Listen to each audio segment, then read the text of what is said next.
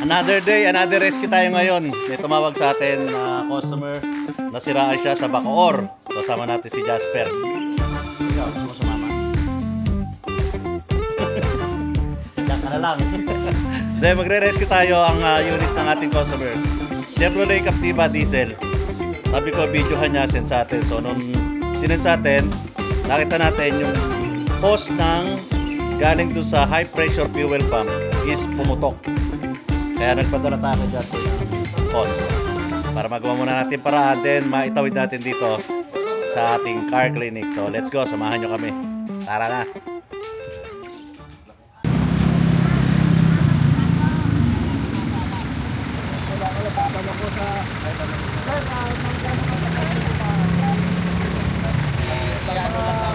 $30 minutes.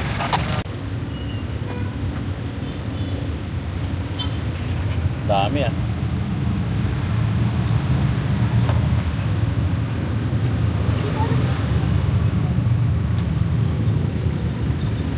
Dalawang duktong. Tapos lagyan mo din ng clamp yan, no?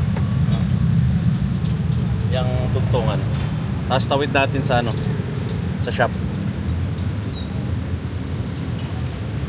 Dadali na namin to, sir, sa shop. Sige po. Tapos orderan natin ng hose. Ma-order naman po yun ngayon. Mamayang ano, mamaya pagdating doon. Sige. Tapos kunin mo na lang sa shop. Pero kahit sabay na lang po ako sa inyo, wala naman na po akong klase. Wala na kayong klase. Okay, sige. Tapos na. Pero yung ano, mamaya pa darating yung mga hapon. Sige, okay lang. Mga alas 6, then bukas na makukuha to. Bukas na po? Oo. Alas 6 pa darating yung clamp. Ay, yung clamp yung hose. Kay Mary Grace Park pa kasi order rin eh. Ibang ano po ba yan sa ganito? Oh, hindi yan. Iba po. Apo, iba kasi yan, ano to eh, may pressure. So hindi siya pwedeng ordinaryong hose. Sige po. Sabihan ko lang po.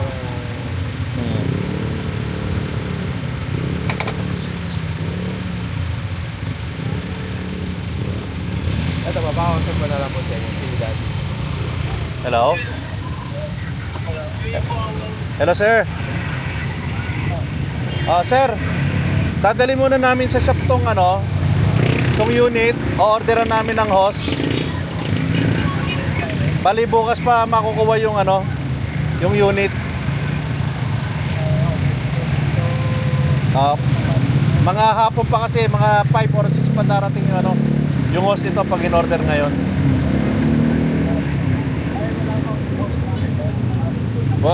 Hindi sir pwede replacement kasi may pressure yung ano nito, yung linya, malakas.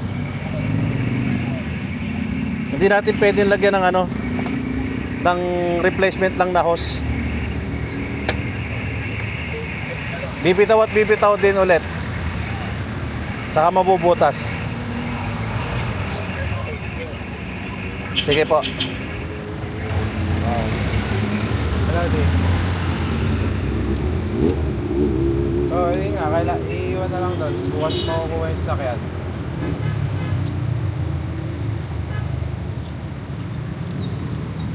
Order natin hose, ano na, yung buong linya na. Okay, buddy. Haba.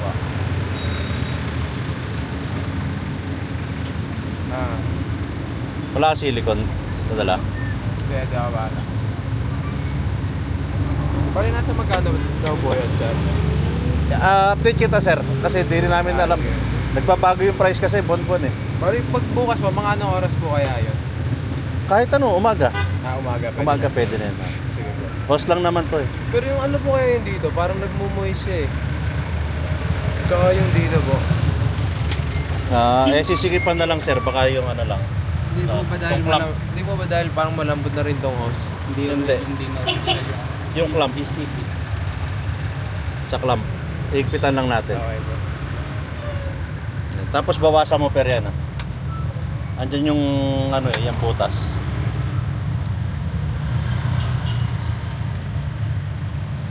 Para maitawid natin. Okay po. Tek. Op, sobra-sobra ka na. Tanggalin ko na itong ano, Alin? itong cover niya. Itabi mo yung cover.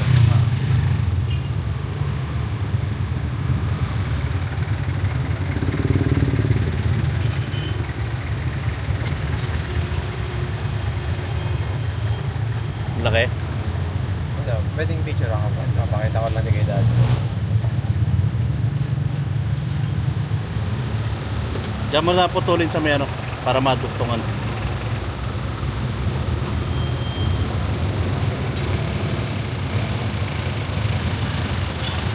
Doon sa diretso ha.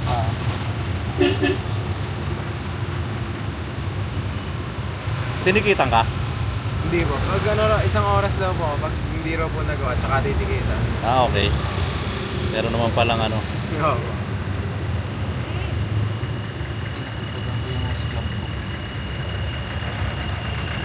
Kala ko dalawa lang dadali mong clamp eh. Ayusin ko lang po yung gamit doon. Ah. Bali, papadala na po sa inyo, no? Hmm. Okay po.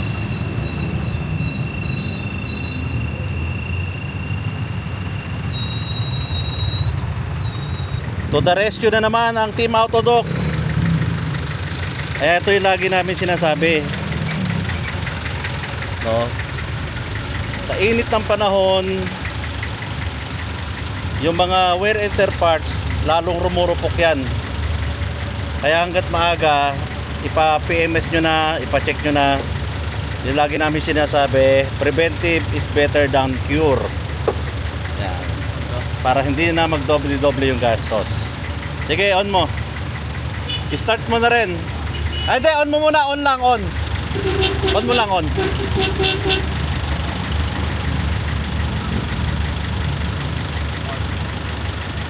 Start.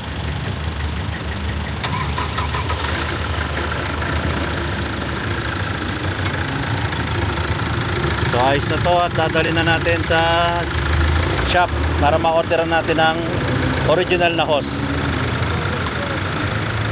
Hindi rin uubra yung ano, yung kinabit natin, hindi rin tatagal yan. Kaya orderan na natin to. Galing mo, Per. Kaya sa may mga sasakyan, ipacheck nyo na hanggat maaga para hindi kayo maabala sa daan. Malapit na bakasyon, maglo-long drive kayo. Diba? Kaya hanggang maaga, PMS, PMS. Yan lagi namin paalala, PMS. Diyan mo na lang ilagay yan, Per. Sa likod. Ayun, so ito, dadali na namin sa shop. At bibili na namin ng original na hose. Ang bibili namin, yung isang set na. Hindi lang tong isang side, isang set na galing dun sa fuel filter housing. So let's go.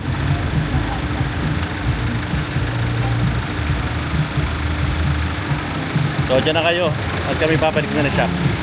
Peace yo.